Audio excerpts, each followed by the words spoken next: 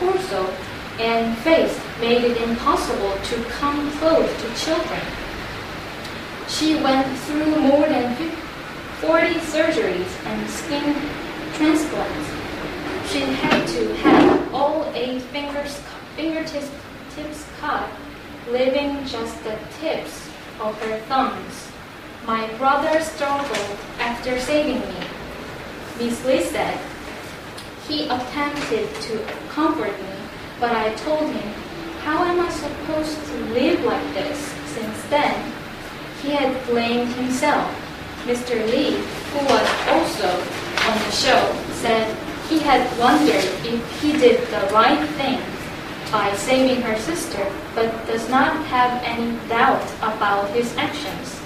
After blowing her way back from the brink of death, Miss Lee